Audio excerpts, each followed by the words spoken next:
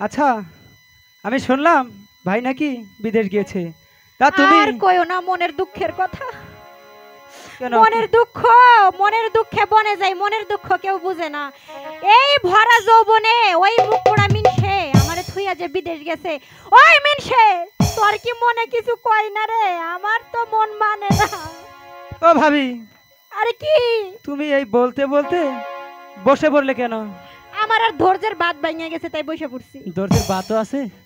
আরে বাপ রে বাপ। আচ্ছা, ভাই যে বিদেশ থাকে তো তোমার জন্যই তো কামাই করে, তাই না? না হলে আরে এই এই ভরা লিপস্টিক- যৌবনে না আইলে ওই কামাই দিয়ে কি করব বুড়ে বয়সে? আচ্ছা, সবই তো বুঝলাম, কিন্তু সেই টাকা দিয়ে তুমি তো এত সুন্দর করে সাজুগুজু করে বসে আছো, তাই না?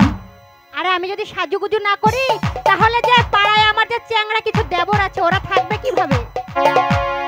ঠিক আছে, তোমাকে উদ্দেশ্য করে একটি গান বলি, বলবো?